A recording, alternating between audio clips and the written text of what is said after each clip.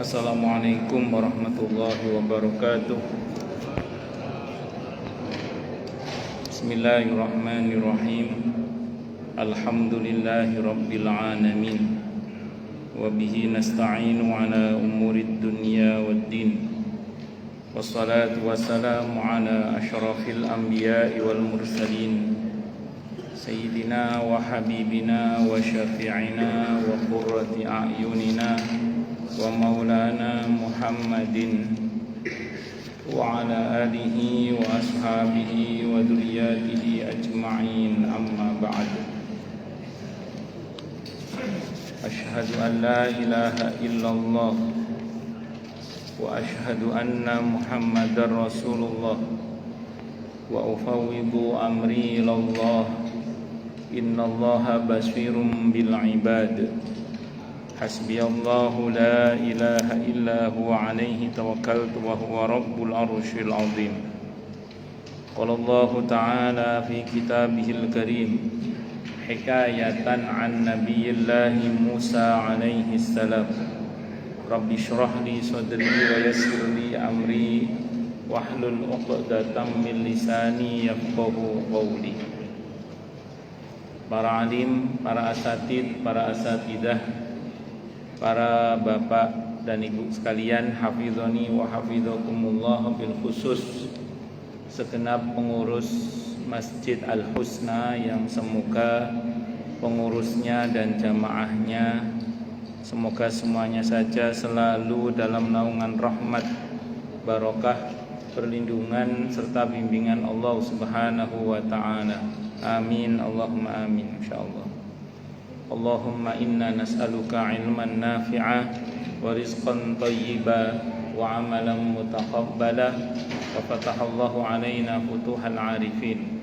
Allahumma inna na'udzubika min ilmin la yanfa' wa amalin la yurfa' wa qalbin la yakhsha' wa du'a la yusma'. Allahumma ati anfusana taqwaha wa zakkiha anta khairum man zakkaha anta waliyuha wa maulaha. Amin, Allahumma amin, insyaallah.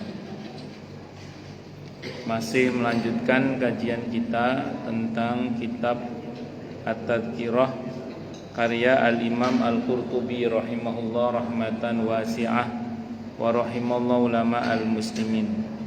Qala al-musannif rahimahullahu ta'ala wa nafa'ana bihi wa bi'ulumihi fid dharain, amin. Bismillahirrahmanirrahim. Qala ulama'una, berkata para ulama kami, maksudnya ulama ahli sunnah wal jamaah. Imam Al-Qurtubi ini madhabnya madhab Maliki. Jadi kalau berkata qala ulama'una, berkata ulama kami, maksudnya ulama ahli sunnah wal jamaah. Rahimahumullah, semoga Allah merahmati beliau semuanya. Wa innama, dan hanya sanya sohat sah, minhu dari seseorang, apa at-taubatu taubat, fi hadal waqti, di waktu ini. Maksudnya waktu sebelum datangnya kematian, di mana nyawa belum sampai di kerongkongan. Li'anna raja'a, karena sesungguhnya pengharapan, baqin, masih tersisa. Waktu untuk berharap itu masih tersisa. Wa yasfihu an-nadamu, dan masih sah pula pada saat itu apa an-nadamu, penyesalan, wal azamu, dan komitmen, ala tarkil fi'li, atas meninggalkan perbuatan dosa yang selama ini dia kerjakan. Jadi orang itu masih diterima tobatnya asal belum mati, atau dalam pengertian sebelum nyawa sampai di kerongkongan. Saya sering sampaikan di sini, pintu taubat itu tidak pernah Allah tutup kecuali nyawa sampai di kerongkongan atau matahari terbit dari barat. Selagi salah satunya itu belum terjadi, maka pintu taubat tidak pernah ditutup oleh Allah. Saya ulang ya, pintu taubat tidak pernah Allah tutup selama nyawa belum sampai di kerongkongan dan selama matahari belum terbit dari barat. Selama salah satu di antara keduanya belum terjadi, maka pintu tobat terus dibuka dan tidak pernah ditutup. Jadi jangan pernah menyangka pintu tobat itu ada tutupnya. Tidak, pintu tobat tidak pernah ditutup kecuali nyawa sampai di kerongkongan atau matahari terbit dari barat. Nah, selagi belum terjadi kematian itu, maka masih ada sisa waktu untuk menyesal, untuk berkomitmen untuk tidak mengulangi lagi, dan masih ada kesempatan untuk meninggalkan perbuatan maksiat yang selama ini dia kerjakan. Walaupun mungkin itu tidak lama. Ada contohnya Ustadz, ada. Dalam hadis Sahih Bukhari itu ada seseorang yang telah membunuh 100 orang. Hadisnya Sahih Bukhari. Dia dalam perjalanan menuju ke tempat dia akan berubah lebih baik. Berarti baru tobat itu. Mati dia dalam perjalanan itu. Itu rebutan, dalam hadis itu Nabi menceritakan rebutan itu antara malaikat rahmat dan malaikat azab. Rebutan antara malaikat rahmat dan malaikat azab. Apa kata malaikat rahmat? Kata malaikat rahmat, ini bagian saya karena dia sudah bertobat. Kata malaikat azab, ini bagian saya karena dia belum beramal soleh, katanya gitu. Karena dia baru tobat, belum beramal soleh. Ini bagian saya, kata dia gitu. Singkat kata, singkat cerita, akhirnya Allah memutuskan, coba ukur jarak antara tempat di mana dia berbuat maksiat sebelumnya dan tempat di mana dia akan berubah lebih baik. Dalam hadis itu yang ada beberapa redaksi, di antara redaksi yang saya baca dalam hadis Sahih Bukhari itu, aukamakal, disebutkan Allah sengaja menggeser jenazahnya lebih dekat ke arah di mana dia akan berubah lebih baik. Lihat betapa Allah ingin mengampuni hambanya itu. Dan ternyata dia sejengkal lebih dekat ke tempat di mana dia akan berubah lebih baik. Allah itu tidak hanya maha pengampun, Allah itu tidak hanya maha pemaaf, hobinya memaafkan Allah itu. Allah itu tidak hanya maha pengampun, bahkan Allah itu maha pemaaf, bahkan hobinya memaafkan. Allahumma innaka afuwun tuhibbul afwa fa'fu anni. Wahai Allah, Engkau adalah zat yang maha pemaaf, Engkau senang memaafkan. Jadi Allah itu tidak hanya maha pemaaf, Allah itu senang memaafkan. Makanya kalau ada orang menghadap kepada Allah dalam keadaan belum diampuni oleh Allah, belum dimaafkan oleh Allah, pasti orang itu kebangetan. Pasti itu kebangetan orang itu. Saya ulang, kok ada orang bertuhankan Allah yang maha pengampun, yang maha pemaaf, yang hobinya memaafkan, yang senang memaafkan, kok dia menghadap kepada Allah dalam keadaan belum dimaafkan oleh Allah, belum diampuni oleh Allah. Orang itu pasti kebangetan, pasti itu. Makanya kita patut bersyukur kepada Allah, bertuhankan Allah yang tidak hanya maha pengampun, tapi Allah itu maha pemaaf. Bahkan tadi apa? Hobinya memaafkan. Bahwa Allah itu senang sekali memaafkan. Allahumma innaka afuwun tuhibbul afwa fa'fu an. Itu Allah. Maka kemudian orang ini diampuni oleh Allah Subhanahu wa ta'ala. Dan begitu senangnya Allah mengampuni hambanya, sehingga Allah itu sangat murka kepada seseorang yang sok tahu mengatakan bahwa seseorang itu tidak akan diampuni oleh Allah hanya karena dosanya banyak, padahal dia ingin bertobat. Di Riyadhus Shalihin itu ada bab tentang keutamaan memaafkan. Ada seorang yang berkata kepada seseorang yang berdosa, dia berkata begini, Allah tidak akan maafkan kamu. Itu Allah murka kepada orang yang berkata begitu. Kalau bahasa kita ini mafhum riwayat, sotoy dia itu, sok tahu dia itu, kata Allah. Aku hapus semua kebaikan dia yang sok tahu itu, dan aku ampuni orang yang dia tuduh tidak akan dimaafkan, tidak akan aku ampuni itu, kata Allah. Jadi Allah itu murka sekali pada orang yang berkata kamu tidak akan diampuni oleh Allah. Itu murka sekali Allah itu, tersinggung sekali Allah itu. Allah itu maha pengampun, kalau dibilang tidak akan mengampuni. Itu seperti itu. Makanya saya ulang sekali lagi, bersyukurlah kita bertuhankan Allah yang maha pengampun, maha pemaaf, hobinya memaafkan. Maka banyak-banyaklah datang kepada Allah agar kita diampuni oleh Allah. Bahkan pintu pemaafan Allah itu banyak sekali. Banyak sekali. Tidak hanya taubat. Taubat ini hanya salah satunya saja. Di antara pintu ampunan Allah itu apa? Ada kesabaran. Hadisnya Sahih Muslim. Orang kalau sabar dengan ujian yang dia tidak sukai, akan rontok dosanya seperti pohon yang merontokkan daunnya yang sudah kering itu. Itu kalau dia bersabar. Kalau dia bersyukur dalam keadaan musibah yang gak enak itu, hadisnya riwayat Ahmad, hadisnya sahih li ghairihi, akan Allah ampuni dosanya seperti bayi yang baru lahir dari rahim ibunya. Ada orang diuji dengan sesuatu yang dia tidak sukai, kok bersyukur, itu dia akan diampuni oleh Allah dosanya seperti Allah mengampuni, seperti bayi yang baru lahir dari rahim ibunya, dosanya diampuni seperti itu. Hadis riwayat Ahmad, hadisnya sahih li ghairihi. Ada dalam kumpulan sahih hadis qudsi. Dan semua kebaikan yang Allah ridhoi itu mendatangkan pahala plus ampunan dan mengangkat derajat. Surah Hud ayat 114. Innal hasanati yudhibnas sayyi'at dzalika dzikra lidzakirin. Sungguhnya kebaikan-kebaikan itu bisa menghapus keburukan, dan itu pelajaran bagi yang mau ngambil pelajaran. Makanya kita wudhu dosa rontok, kita ngaji dosa diampuni, melangkah kaki ke masjid untuk sholat 1 langkah dihadirkan pahala, diampuni dosa, diangkat derajat, terus gitu aja. Selama kita duduk begini ini menanti sholat, habis sholat menanti sholat sambil ngaji. Hadisnya sahih, tidak hanya malaikat, bahkan ikan-ikan di lautan memintakan ampun kepada Allah untuk kita. Coba bayangkan itu.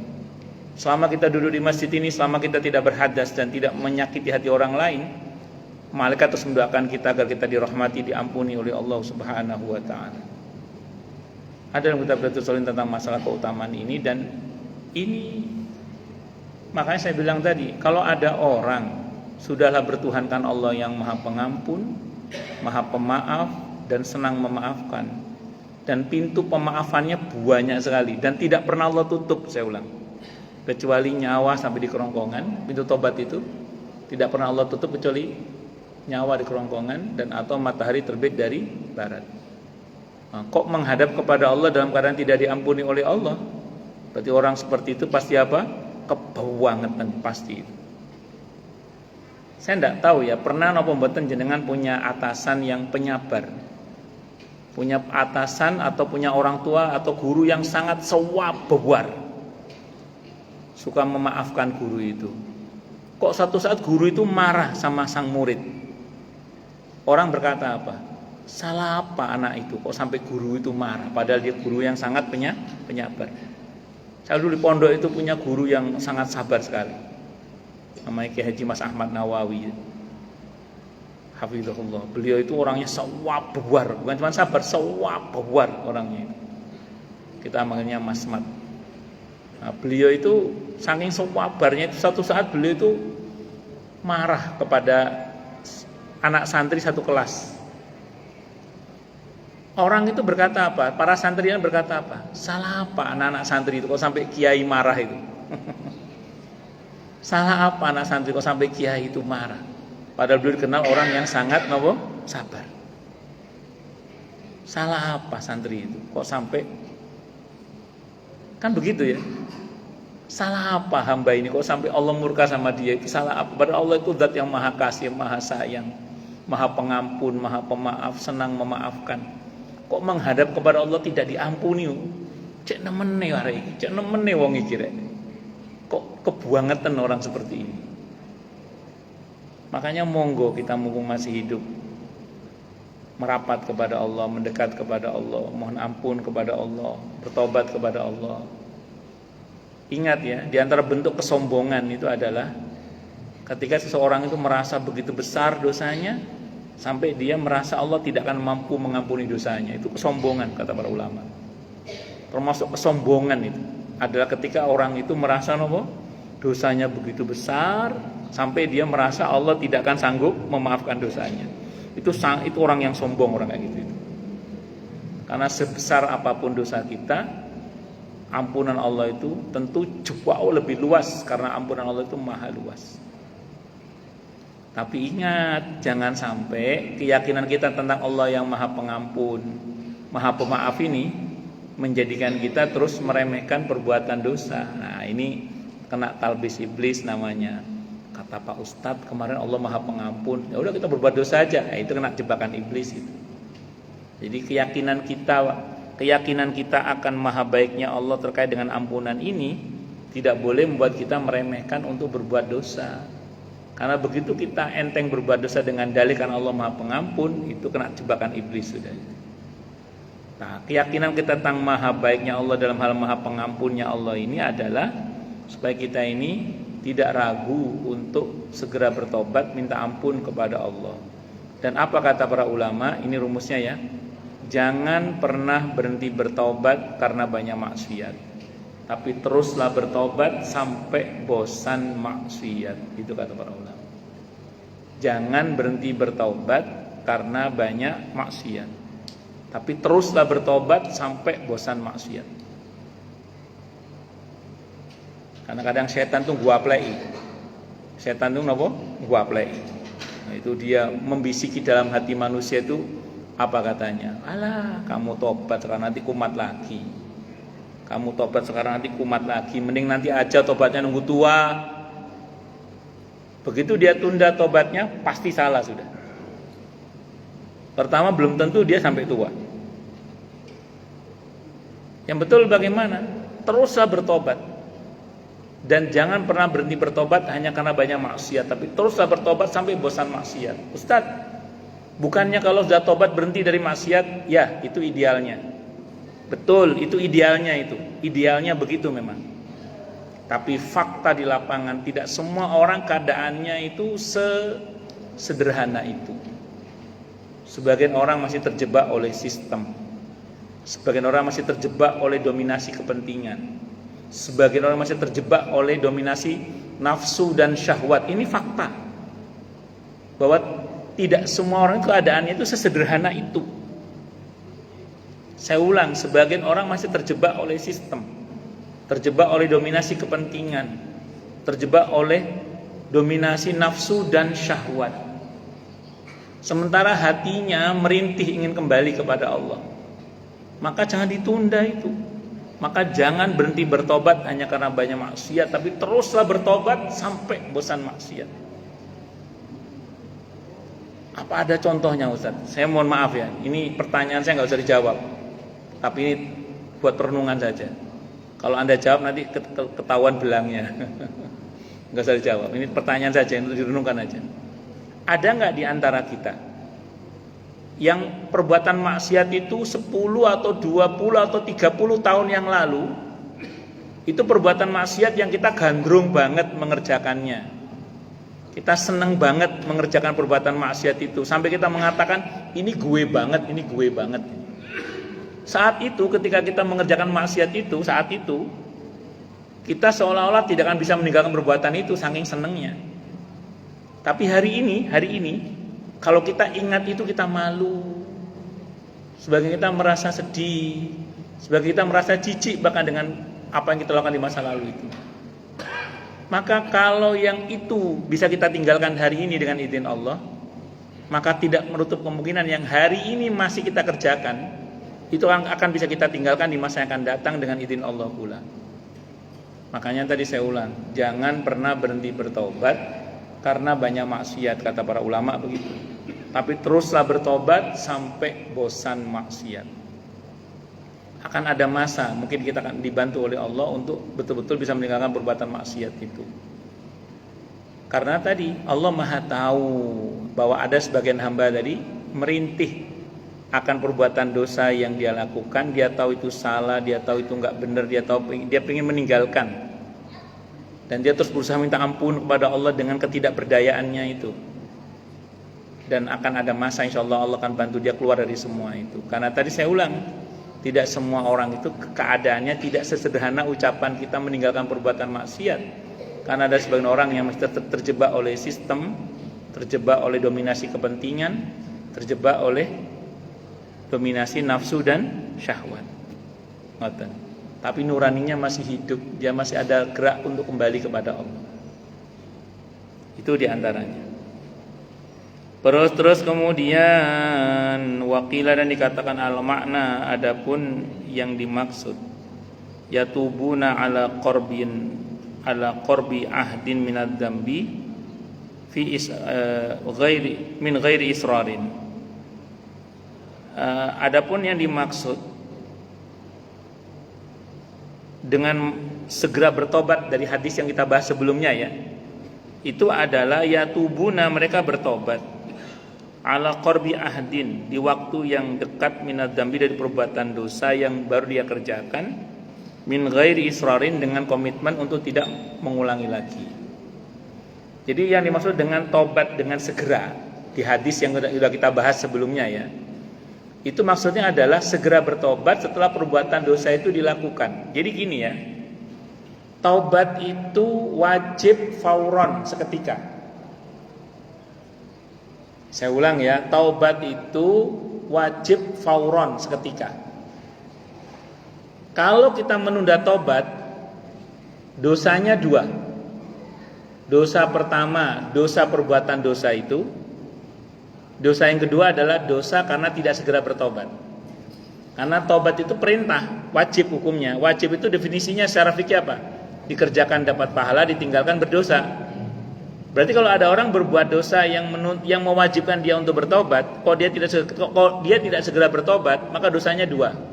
Pertama, dosa perbuatan dosa itu, dan yang kedua, dosa tidak segera bertobat. Selama dia tidak bertobat, dia berdosa terus. Berdosa karena tidak bertobatnya itu. Itu kata para ulama itu gitu. Saya ambil contoh ya, misalnya ada orang berbuat dosa, misalnya zina, gitu, misalnya zina misalnya gitu. Dia kok tidak segera bertobat, dosa zinanya satu, catatan dosa zinanya. Tapi karena ini gede, satu gunung, gede lah. Jadi dia satu dosanya, zina itu satu gunung karena gede nih misalnya. Ini misalnya aja ya. Hakikatnya hanya Allah yang tahu berapa jumlah dosanya.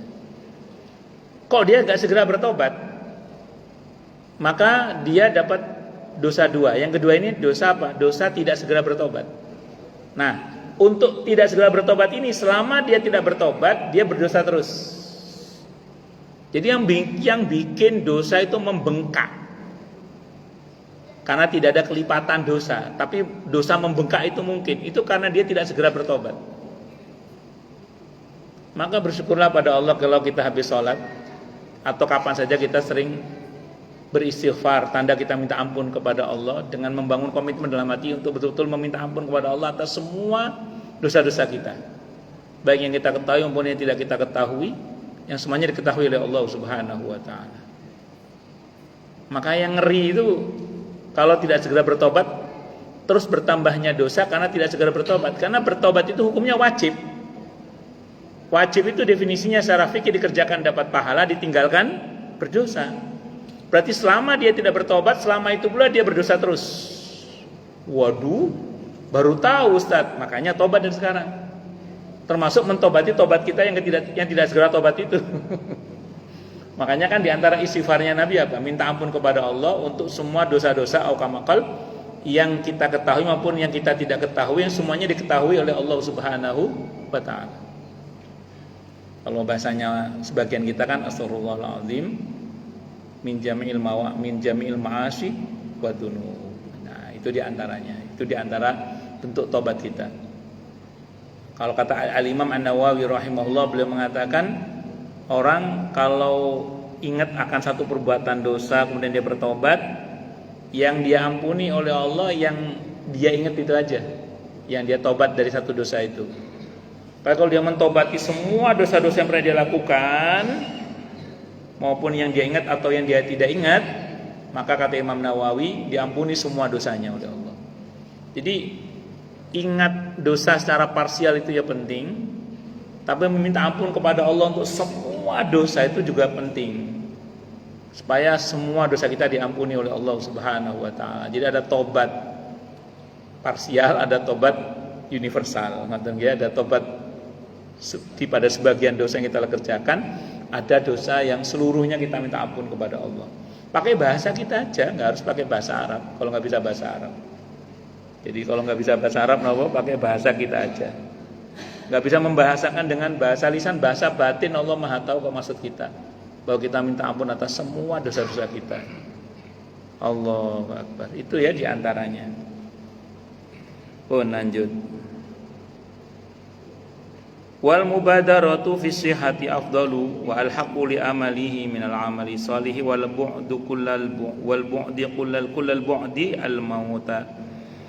Wal mubadaratu, dan bersegera fi sihhati, dalam bersegera untuk tobat maksudnya, fi sihhati dalam keadaan sehat, itu afdalu lebih utama, wal haqu dan lebih patut diamalihi untuk mewujudkan apa yang dicita-citakannya, minal amal dalam bentuk perbuatan as-shalih yang soleh, wal bu'di kullal bu'di al mauta, sementara dia masih jauh dari kematian.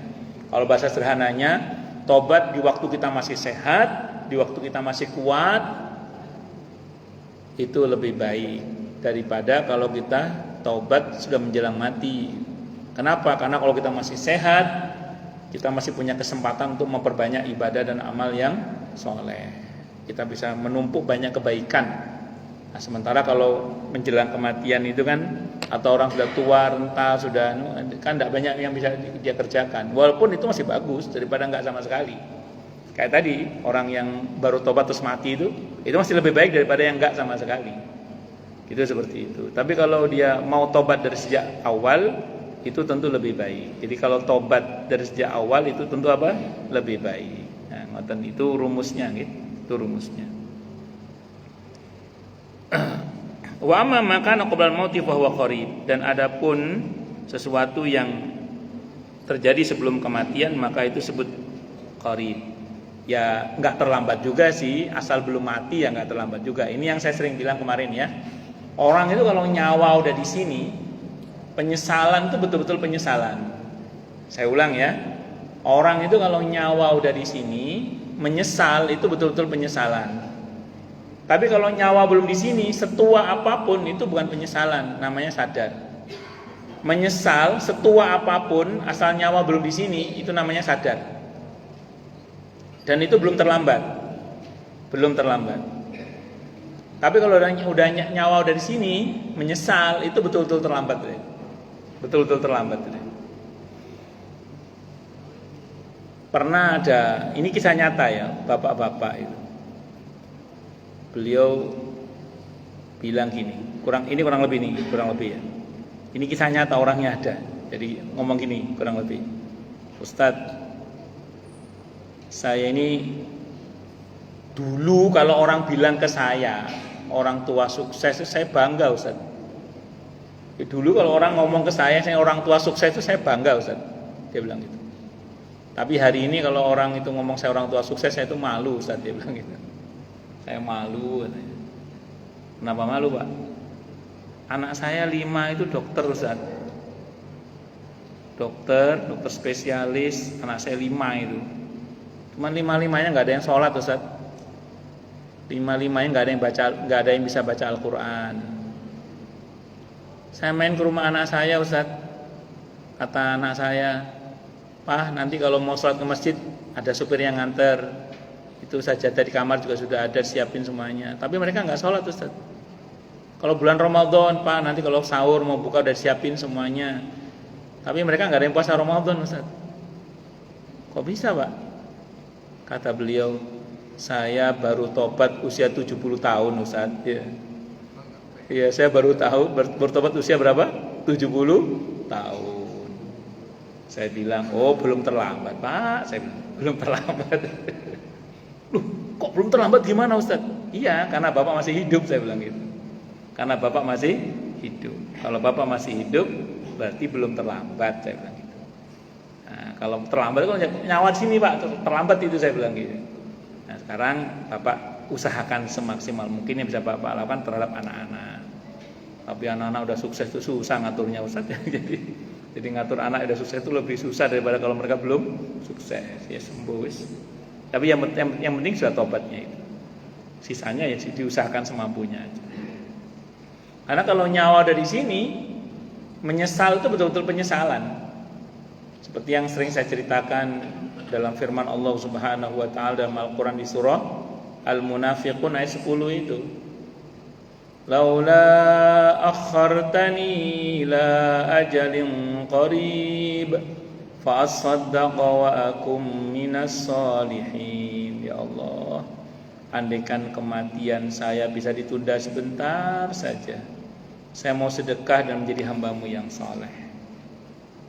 Jadi dia negosiasi, andaikan bisa ditunda sebentar saja kematiannya, dia mau beribadah dan menjadi hamba Allah yang saleh, andaikan bisa. Tapi ayat 11-nya Allah menegaskan negosiasi ditolak, karena ajal tidak akan diakhirkan walaupun cuman sesaat, tetap harus mati dia. Nah itu ya diantara, makanya mumpung masih hidup, monggo kita semua, tidak hanya panjenengan ya, tapi saya juga, monggo disegerakan untuk bertobat, minta ampun kepada Allah Subhanahu wa taala. Anid Dhahhak aidon, riwayat ini sampaikan oleh Ad-Dhahhak juga.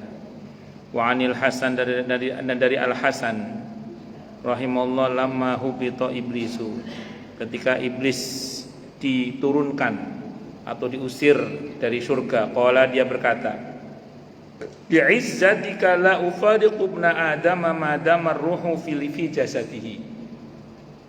Demi keagunganmu ya Allah, aku tidak akan meninggalkan anak Adam selama ruhnya ada dalam jasadnya.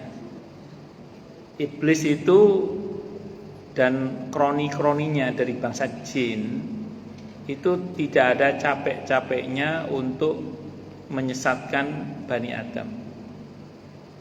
Tapi ingat loh ya, iblis dan setan dari bangsa jin pekerjaannya cuman yuwaswisu fi sudurin nas. Jadi cuman membisikkan dalam hati manusia guna berbuat dosa. Jadi tugasnya setan dari bangsa jin itu hanya berbisik. Sisanya kita itu. Saya ulang ya, tugasnya setan dari bangsa jin itu tugasnya hanya berbisik. Selebihnya kita. Tinggal kita iya apa tidak iya gitu aja. Bisa dipahami ya? Makanya jangan suka mengkambing hitamkan apa? Setan. Capek juga mengkambing hitamkan setan. Setan itu biasa dikambing hitamkan. Makanya yang betul itu adalah berlindung kepada Allah dari godaan setan dan jangan mengiyakan bisikan apa? Setan. Sebagian para ulama itu ada yang menjelaskan begini. Kenapa Nabi bersabda bahwa Sayyidina Umar radhiyallahu anhu itu adalah sosok yang setan takut kepada dia. Kata Nabi aukamakal, Umar, kalau kamu lewat di satu jalan dan setan akan lewat jalan itu, jangan pergi lewat jalan satunya. Setan tuh takut kepada Sayyidina Umar radhiyallahu anhu. Kata para ulama, Sayyidina Umar itu orangnya ahlul yakin. Sayyidina Umar itu orangnya ahlul yakin orangnya. Kata para ulama itu gitu. Saya baca itu gitu. Nah, ada ulama lain yang mengatakan Sayyidina Umar itu orangnya tipe yang begini.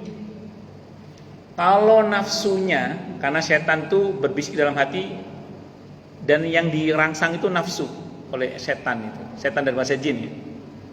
Sayyidina Umar itu nafsunya ngomong apa, beliau berbuat sebaliknya. Setan membisikkan apa, beliau sebaliknya. Itu Sayyidina Umar. Malam mau bangun, malas, bangun beliau. Mau sedekah, nafsunya bilang jangan sedekah beliau. Mau silaturahim, dihalangi silaturahim. Pokoknya setan ngomong apa, beliau sebaliknya. Ini guyonannya para ulama. Lama-lama setan itu capek. Sudah jangan digoda lagi orang itu. Nanti kalau digoda tambah baik dia. Paham?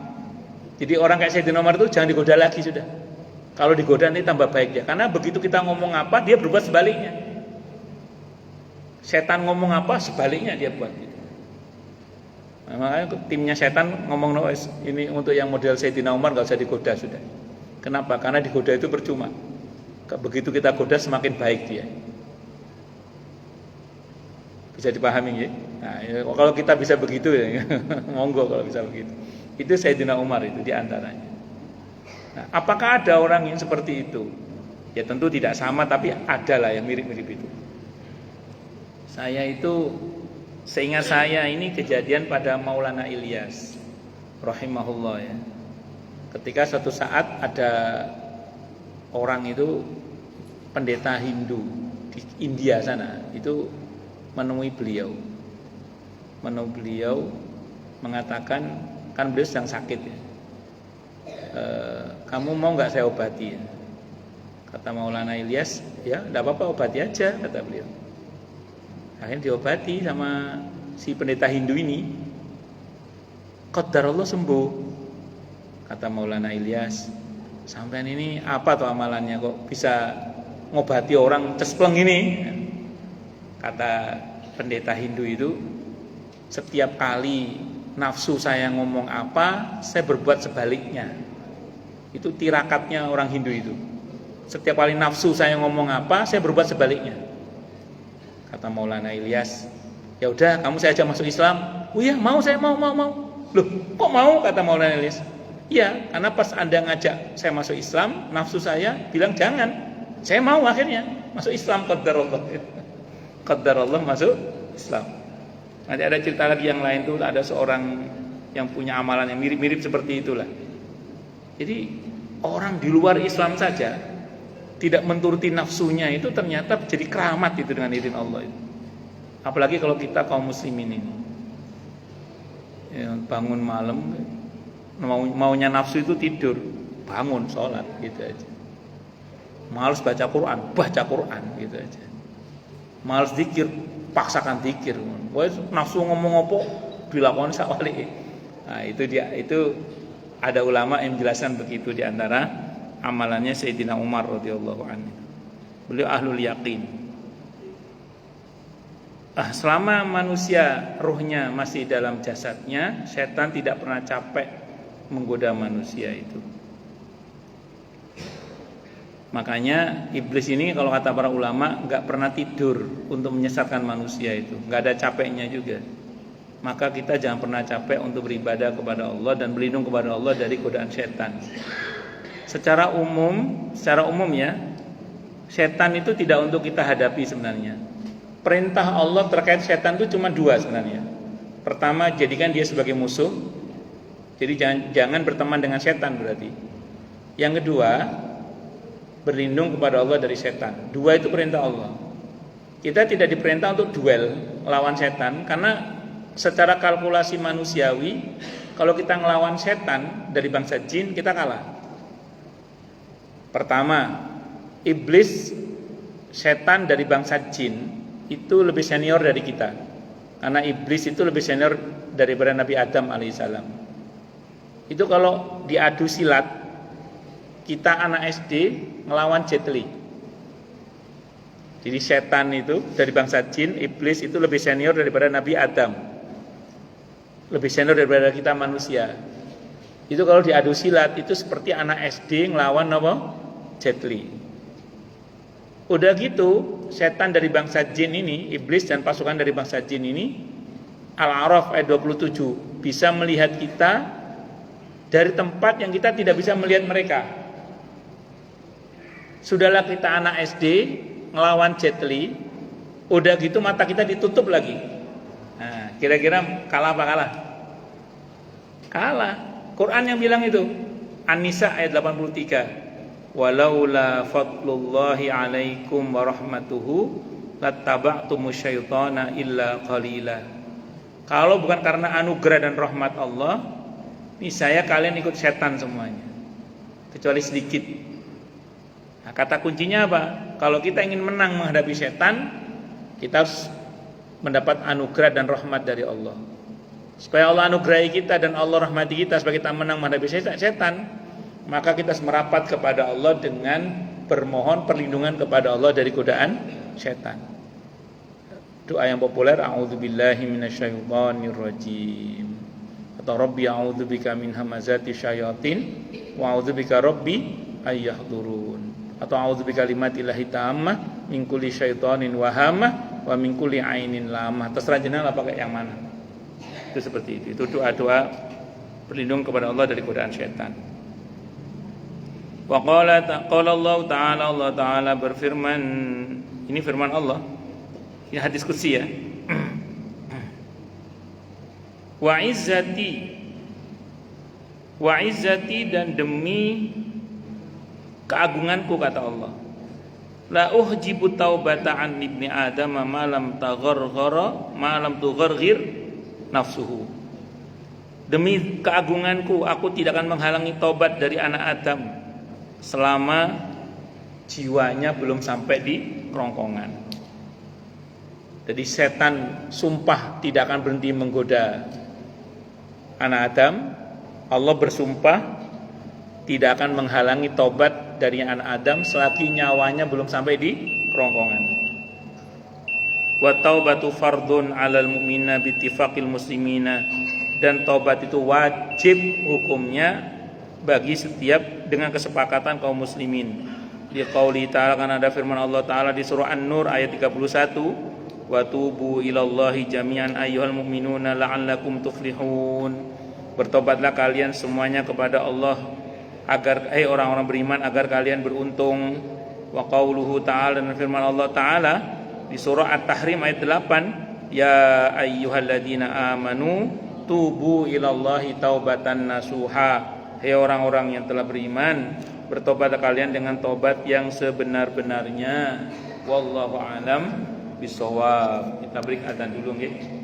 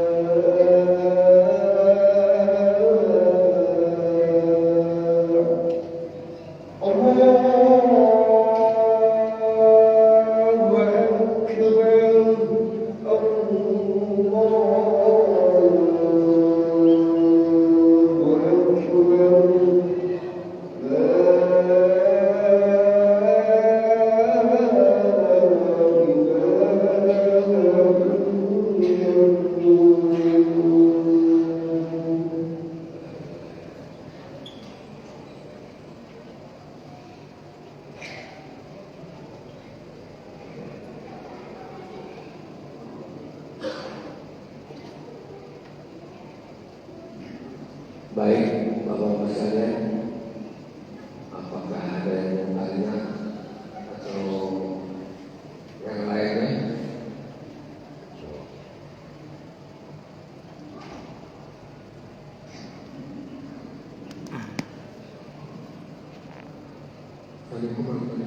Waalaikumsalam warahmatullahi wabarakatuh. Biasanya kita berbuat dosa yang ada kesenangan, dan ketika kita berbuat baik adalah pengorbanan. Terus Jadi ketika saya betul lagi, jadi berbuat dosa itu bukan kita merasa berdosa, tapi kita mensyukuri perbuatan dosa itu. Karena kita telah menikmati, ya Allah, begitu besarnya Allah, walaupun aku berbuat dosa, aku bisa menikmati. Bersyukur banget. Tadi kok itu orang dosa kan, kita sadar. Kalau berbuat baik, nikmatnya kurang. Tapi berdosa seperti banyak, maka dia bersyukur. Tapi setelah itu dia minta ampun kepada Allah. Dia memuji dengan dia berbuat. Karena enak, percaya mah, kita saya berpikir, bergerak, bermaksiat, gila. Ada yang nikmatnya. Dan kenikmatan itu dia syukuri. Tapi setelah itu dia baru bertobat. Sadar atau kemudian dia nggak tahu. Tapi dia bertobat. Bukan apa-apa. ya. Bismillahirrahmanirrahim. Kalau ada orang berbuat maksiat, kemudian dia mensyukuri perbuatan maksiat itu, yang pertama dosanya lebih besar daripada kalau dia menyesali. Bahkan kalau dia membenarkan tindakan itu bisa berkonsekuensi kepada menghalalkan yang diharamkan oleh Allah. Itu bisa dosa besar sekali. Contoh gini Pak, misalnya ada dua orang mencuri uang misalnya. Yang satu mengatakan, astagfirullah, kenapa kita tidak sabar sedikit aja? Kenapa mesti mencuri? Yang satu ngomong gitu, yang satu ngomong, alah cuma dikit aja nggak apa-apa, halah. Perkataan halah nggak apa-apa itu berarti kan dia menghalalkan yang diharamkan oleh Allah. Itu yang ngomong begitu itu dosanya besar sekali daripada yang menyesal tadi itu. Kenapa? Karena yang bersangkutan berarti telah menghalalkan apa yang diharamkan oleh Allah. Menghalalkan apa yang diharamkan oleh Allah itu dosa besar. Apalagi ini perbuatan dosa besar yang dia syukuri. Nah, ini gimana gitu memahamkan seperti ini? Maka yang dikhawatirkan dari orang ini adalah dia telah bangga dengan perbuatan dosa yang dia lakukan. Yang kalau kata Imam Ad-Dhahabi itu membuat dosa itu semakin lebih besar lagi dosanya. Sudahlah itu dosa besar, semakin besar lagi dosanya, itu seperti itu. Nah, bersyukur kalau setelah itu Allah kasih kesempatan untuk bertobat. Kalau tidak, wassalam. Tapi ngerinya begini Pak, orang-orang yang terbiasa dalam perbuatan maksiat, kemudian dia meremehkan perbuatan maksiat dengan skala dosa besar itu tanpa ada gerak untuk bertobat minta ampun kepada Allah dan tanpa ada penyesalan, itu dikhawatirkan orang itu mati dalam badan su'ul khotimah. Kenapa? Karena umumnya orang itu mata ala ma'asya. Umumnya orang itu mati berdasarkan pada kebiasaannya. Dan kenikmatan yang berbanding lurus dengan kemaksiatan itu namanya istidraj. Saya ulang ya, kenikmatan yang berbanding lurus dengan kemaksiatan itu namanya istidraj. Istidraj itu apa? Luarnya saja nikmat, dalamnya laknat. Sehingga cepat atau lambat apa yang dia peroleh itu akan jadi masalah bagi yang bersangkutan, baik di dunia ini yang pasti di akhirat nanti, kalau dia tidak bertobat kepada Allah. Ingat firman Allah dalam Al-Quran di surah Al-An'am ayat 44 itu. Kata Allah apa? Falamma nasu ma dzukkiru bi fatahna alaihim abwaaba kulli syai' hatta idza farihu bima utu akhadnahum baghtatan fa idahum mublisun. Maka ketika mereka melupakan peringatan yang Allah berikan kepada mereka, diingetin dablek. Ya wis, kalau dablek kata Allah, fatahna alaihim abwaaba kulli syai', kami buka pintu-pintu segala sesuatu. diingetin kok ndablek, itu nggak langsung Allah adab, Pak. Malah Allah kasih banyak dia. Kata Allah, ingat, hingga ketika dia telah mencapai puncak kebahagiaannya dalam kedurhakaan itu, hingga ketika dia telah mencapai puncak kebahagiaannya dalam kedurhakaannya itu, kami siksa dia secara tiba-tiba. Seketika itu dia kaget dan berputus asa. Makanya Fir'aun itu Allah hajar di saat jaya-jayanya sebagai seorang raja. Qarun Allah sikat di saat jayanya sebagai orang yang sangat kaya. Haman juga begitu. Saya ulang, bersyukurlah pada Allah kalau dia punya kesempatan untuk bertobat. Kalau tidak, wassalam. Dan kita tidak tahu. Makanya hati-hati dengan orang yang, maaf ya, dengan sengaja berbuat dosa itu, kemudian dia meremehkannya hanya karena tadi, ya nanti tobat gitu dan seterusnya. Itu hati-hati aja, ngerinya Pak, ngerinya. Itu seperti itu. Dan saya katakan, kalau kita meyakini Allah Maha Pengampun itu untuk membuat kita termotivasi berbuat dosa, itu kena jebakan iblis sudah itu. Kena jebakan iblis sudah. Saya kira itu nggih. Wallahu a'lam bishawab. Oke. Baik. Saya cukup Pak ya. Cukup ya. Baik, kita tutup dengan hamdalah. Alhamdulillahirabbil alamin. Semoga kajian kita bisa bermanfaat, mubarakah fid dini wad dunya wal akhirah untuk kita, keluarga kita dan seluruh umat Islam semuanya. Dan mudah-mudahan kita semua dijadikan oleh Allah sebagai orang-orang yang sukses dunia akhirat, selamat dunia akhirat, bahagia dunia akhirat, dan dipermudah seputusan kita oleh Allah fid dini wad dunya wal akhirah. Semoga Allah limpahkan hidayah selalu untuk kita, semoga Allah tingkatkan selalu hidayah untuk kita, dan semoga Allah berikan hidayah untuk siapapun yang melihat kita. Subhanakallahumma bihamdika asyhadu an la ilaha illa anta astaghfiruka wa atubu ilaik. Sallallahu alaihi Muhammad wa ala alihi wasallam. Saya mohon maaf. Assalamualaikum warahmatullahi wabarakatuh.